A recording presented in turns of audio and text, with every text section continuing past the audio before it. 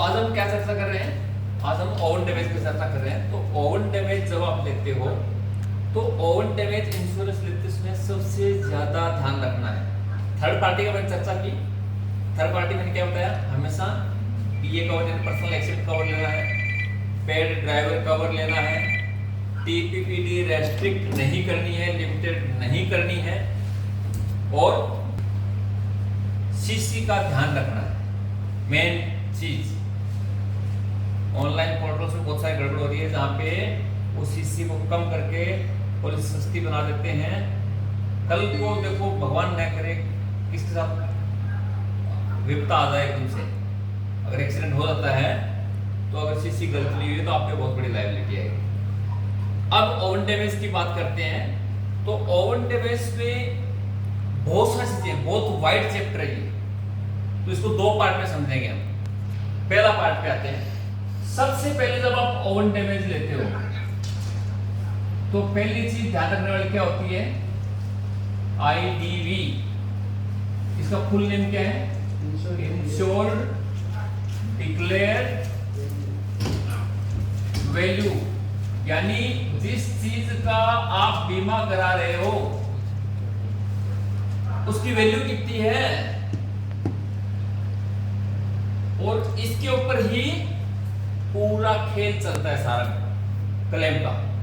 ठीक है, add ons तो सारे मिलेंगे, एड ऑन का बेनिफिट तो है।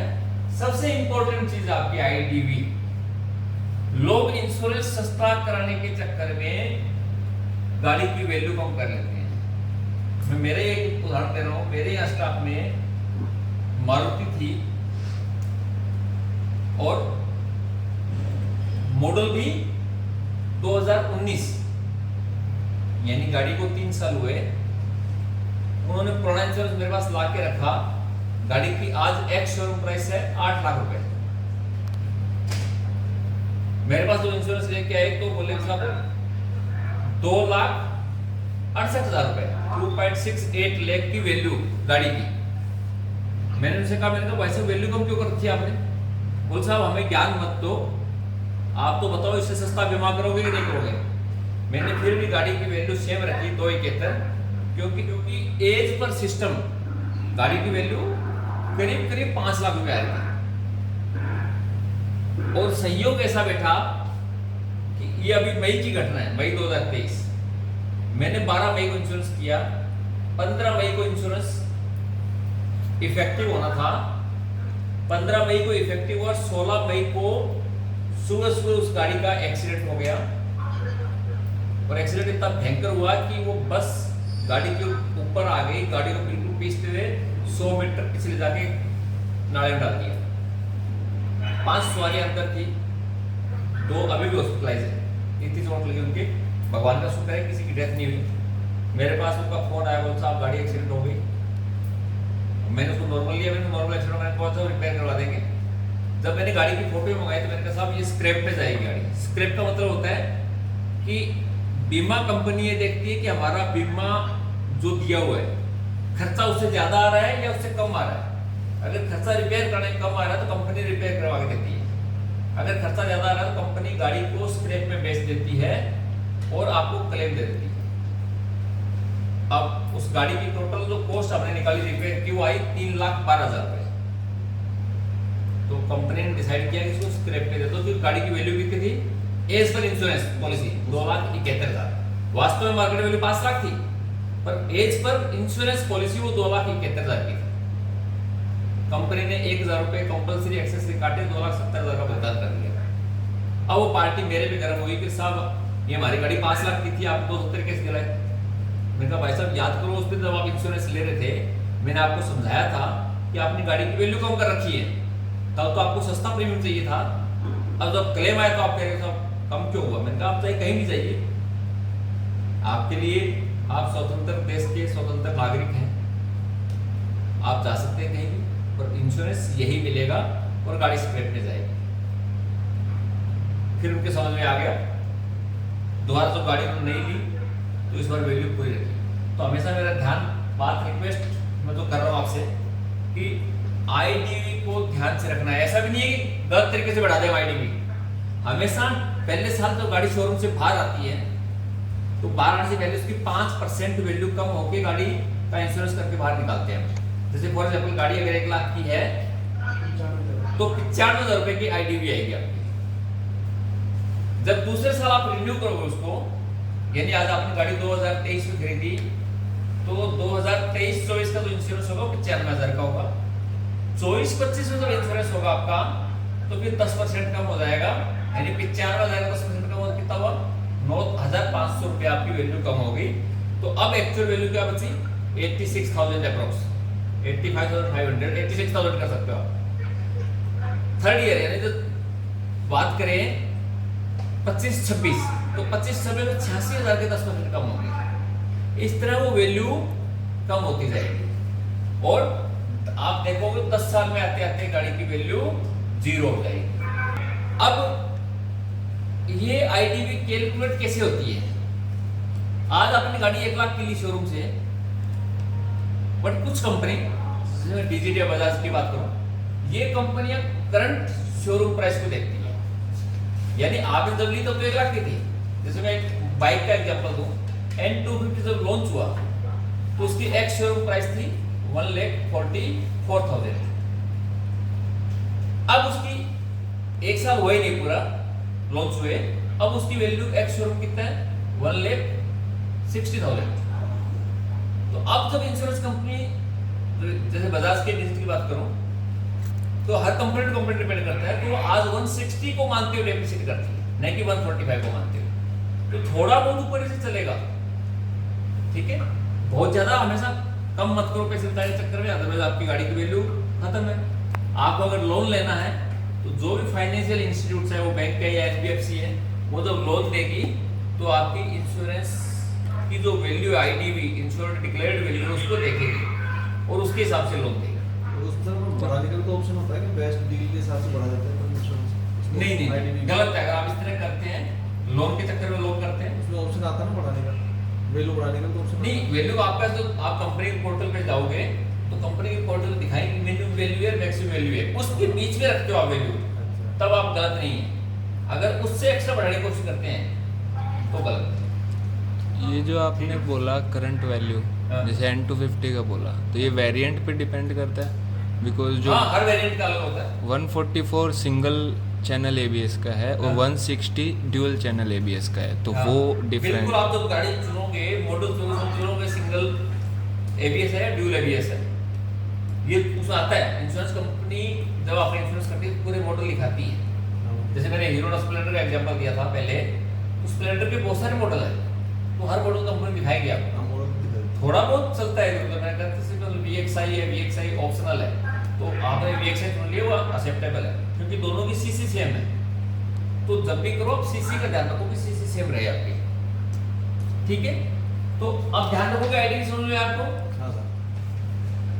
दूसरा जो पार्ट इंपॉर्टेंट है वो होता है NCB, यानी no claim bonus. No claim bonus कैसे चलता है और कब इसका फायदा मिलता है, कब इसका फायदा नहीं मिलता, ये ध्यान रखना है। तो पहले तो नो क्लेम बोनस समझ लो।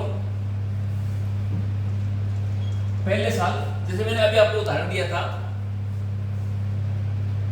जो गाड़ी शोरूम से निकली आपकी, तो परचेज डेट की बात करें, अगर परचेज डेट आपकी, परचेज डेट कितनी है, आज की बात करें कि आज 15 जुलाई 2023 को आपने बाइक परचेज की, तो जो आपकी इंश्योरेंस पॉलिसी होगी,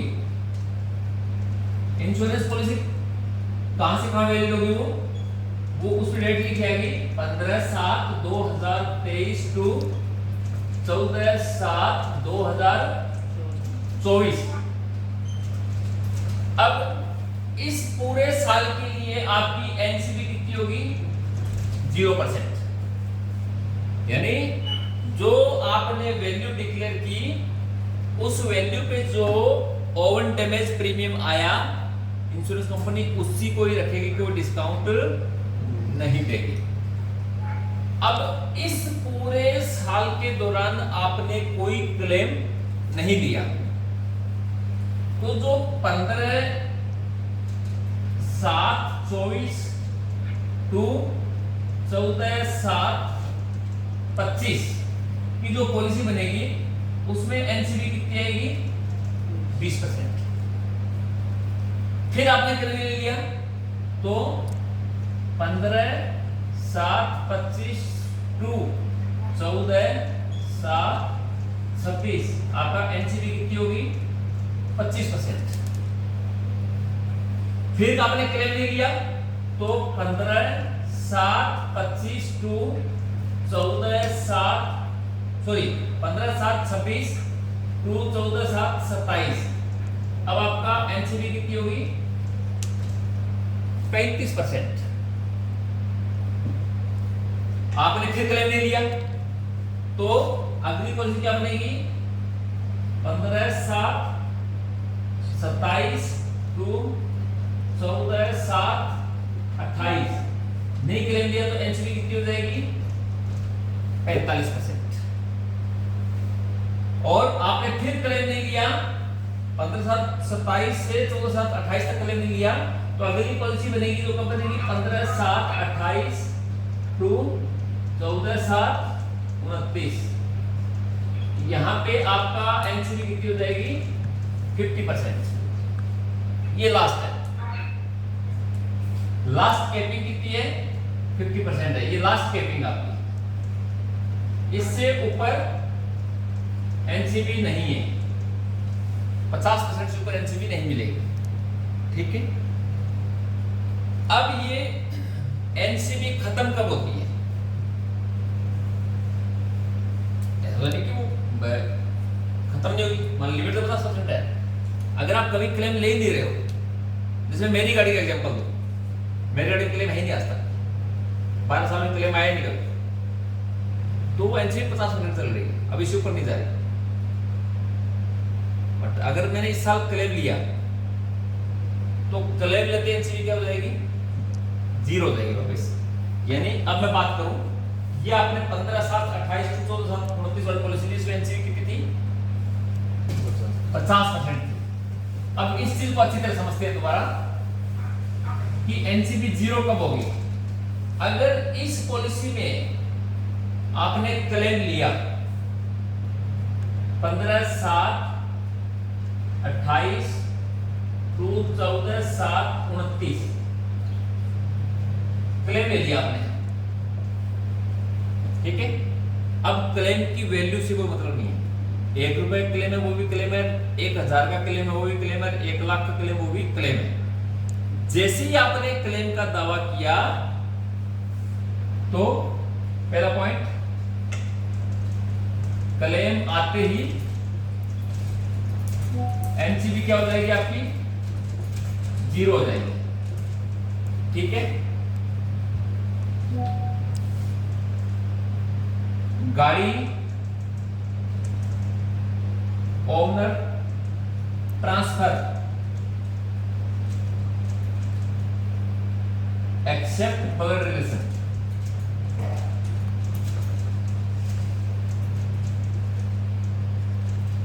यानी आप अपने भाई को दे रहे हैं, अपने बेटे को दे रहे हैं, या बेटी को दे रहे हैं, या बहन को दे रहे हैं, या वाइफ को दे रहे हैं गाड़ी, तो आपकी एनसीबी 0 नहीं होगी। बट जैसे ही आप किसी दूसरे को गाड़ी बेचोगे तो एनसीबी क्या हो जाएगी आपकी? 0 हो जाएगी। और कब 0 होगी?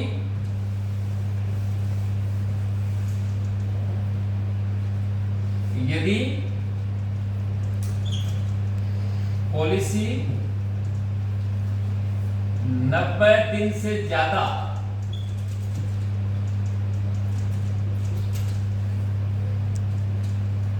लैप्स रहती है, लैप्स होती है, तो एनसीबी क्या हो जाएगी आपकी? 0 हो जाएगी, ठीक है। इसका एग्जांपल कैसे? जैसे आपकी पॉलिसी रिन्यू कब होनी थी? 15/7/28 को रिन्यू होनी थी, 15 जुलाई को रिन्यू होनी थी, और आप रिन्यू करना भूल गए उसको, आपके एजेंट ने भी आपको रिमाइंडर नहीं दिया, या आपकी जेब में पैसा नहीं था, किन्हीं कारणों से XYZ कोई भी कारण हो सकते हैं। अब आपने उस पॉलिसी को 15 अक्टूबर को याद आया आपको कि मुझे पॉलिसी रिन्यू करानी थी, तो आप डे काउंट कीजिए। आपकी 14 जुलाई की रात को पॉलिसी खत्म हुई, 14 जुलाई 28 को, तो 15/7 to 31/7 कितने दिन हो गए? 17 दिन हो गए। गिन लो आप, 15, 16, 17, 18, 19, 20, 21, 22, 23, 24, 10 दिन हो गए। 25, 26, 27, 28, 29, 15 हो गए, 30, 31, 17 दिन हो गए। और फिर 1, 8 to 31, 8, ये दिन कितने हो गए? 31। फिर 1, 9 to 30, 9, ये दिन कितने हो गए? 30। और फिर 1, 10 to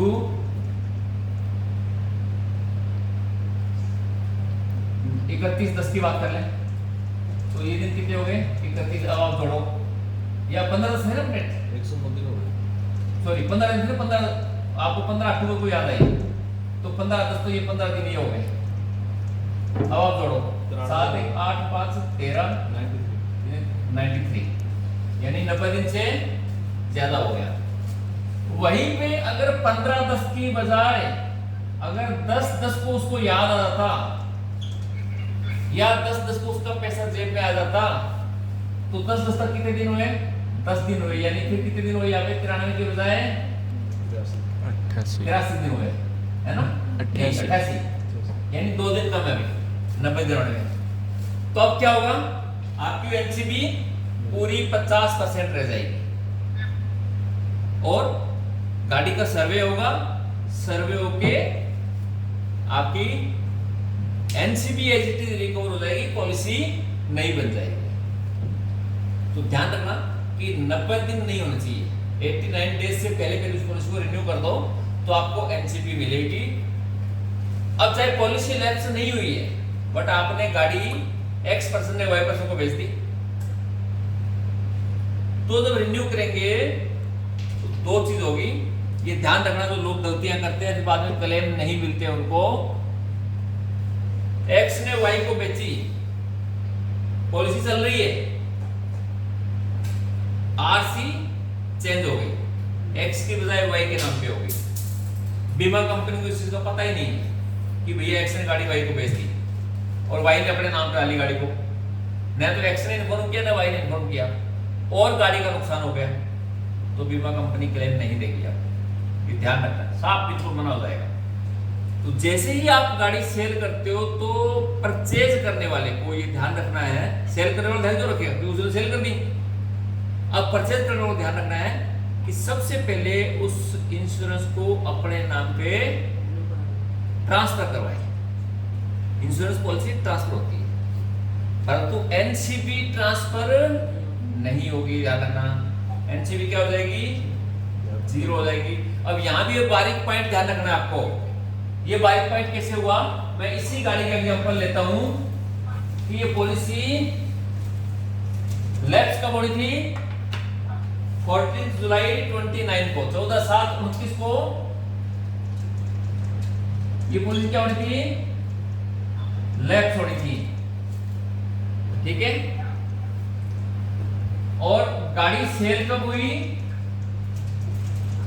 मान लो ये हो गई गाड़ी 30 अक्टूबर 28 को ये गाड़ी सेल हो गई और X पर्सन ने इस गाड़ी को Y पर्सन को बेच दिया, तो Y पर्सन की ड्यूटी है कि वो कंपनी को इन्फॉर्म करे। कंपनी सर्वे करेगी, सर्वे करके, अब सर्वे कुछ इनका कुछ चार्ज भी नहीं है, आजकल ऑनलाइन सर्वे हो गया, वो लिंक भेजेंगे, आप सर्वे खुद कर दीजिए। या एक लिमिटेड दायरे में कंपनी अपना सर्वे खुद भेजती है और वो सर्वे करके जाता है और गाड़ी आपके नाम ट्रांसफर हो जाएगी। अगर 2 व्हीलर आपका तो केवल 60 रुपीज फीस लगती है। अगर 4 व्हीलर है तो अलग अलग company to company maximum 300 rupees, इससे ऊपर चार्ज नहीं है, वो गाड़ी आपके नाम आ जाएगी। अब वो पॉलिसी रिन्यू कब होगी, वही 14/7 को, 14/7/29 को क्या होगी, पॉलिसी रिन्यू होगी। जब रिन्यू होगी तो एनसीबी कितनी रहेगी, क्या रहेगी, 0 रहेगी। प्लस साथ में क्या होगा, सर्वे होगा। क्या होगा गाड़ी का, सर्वे होगा। अब उसके बाद आपकी पॉलिसी वाई पर्सन के नाम पे कंटिन्यू चल रही है, कोई सर्वे की जरूरत नहीं पड़ेगी, बस आप टाइम इसको रिन्यू करवा लीजिए। ठीक है, यहाँ पे एक छोटा सा पॉइंट और क्लियर करूंगा। एक्स पर्सन ने वाई को ट्रांसफर कर दिया, अब वाई ने थोड़ा समझदार था, उसने क्या किया, जब 14 जुलाई 29 को इंश्योरेंस रिन्यू होना था, उसने 45 दिन पहले इंश्योरेंस रिन्यू कर लिया। अधिकतम कितने दिन पहले कर सकते हो रिन्यू, आप 45 डेज पहले रिन्यू कर सकते हो, इससे पहले नहीं कर सकते। ठीक है, तो उसने क्या किया, 2 जून को ही पॉलिसी रिन्यू कर दी और गाड़ी में क्लेम आ गया। क्लेम कब आया, 30 जून को। तो इंश्योरेंस क्लेम कौन देगा उसको, जो रिन्यू कर लिया वो कंपनी देगी या जो पहले पॉलिसी वो देगी, नहीं, जो रिन्यू होगी वो कंपनी नहीं देगी, क्योंकि 14 जुलाई तक लायबिलिटी किसकी है, पुरानी कंपनी की। आपने 2 जून को रिन्यू कराई, उसमें लिखा आएगा कि policy issued on 2 June and effective from 15 जुलाई, साफ लिखा है उसके अंदर कि पॉलिसी इफेक्टिव कब होगी, 15 जुलाई से इफेक्टिव हो गया, उससे पहले इफेक्टिव नहीं होगी। ठीक है, तो पुरानी कंपनी आपको क्लेम देगी, नई नहीं देगी। पर ये ध्यान रखना कि जब आप वाई पर्सन रिन्यू कराने जाए, उसको पहले एक्स के नाम गाड़ी थी, एक्स ने 50% एनसीबी अपनी सेव कर रखी थी, बट उसने जैसे गाड़ी को वाई को बेचा तो वाई के पास आके वो 0 हो गई वैल्यू, और गाड़ी सर्वे होके उसके नाम पॉलिसी, वो उसको कोई पैसा नहीं देना, केवल ट्रांसफर फीस देनी है। तो मैंने बताया ना, बाइक के अंदर 60 रुपीज है, कार में maximum 300, company to company depend करता है, वो लगेगी, पॉलिसी एज इट इज आपके नाम पे आ जाएगी। ठीक है, और वो 14 जुलाई 2029 तक वैलिड रहेगी। बट 15 जुलाई को जब आप रिन्यू करोगे तो एनसीबी 0 के साथ रिन्यू करोगे उसको, एंड अगेन सर्वे करा के रिन्यू करोगे। ठीक है, ये ध्यान रखना है आपको हमेशा। तो दोनों पॉइंट क्लियर हो गए आपको, आईडीवी क्या करना है, एनसीबी का कैसे ध्यान रखना है। यहाँ पे कोई बट गाड़ी ट्रांसफर करा ली, टाइम देते ट्रांसफर करा ली, तो एनसीबी तो 0 हो जाएगा ना, एनसीबी 0 होगी, पर कोई फर्क नहीं पड़ेगा ना, वो पॉलिसी वैलिड आपकी है। पॉलिसी में कोई चेंज नहीं आएगा, पॉलिसी के नाम चेंज होके कंपनी आपको एक, इसको बोलते हैं, जब भी कोई बीमा कंपनी में आपको चेंज कराते हो अपनी पॉलिसी में, मोटर पॉलिसी में, तो इसको क्या बोलते हैं, एंडोर्समेंट, है ना, ENDORSEMENT, एंडोर्समेंट का लिया आपने, है ना, तो आपका एंडोर्समेंट हो गया पॉलिसी के अंदर, और एंडोर्समेंट लेटर मिलेगा, उसमें लिखा आएगा कि ownership transfer this person to this person, X to Y। दोनों पॉइंट क्लियर हुए।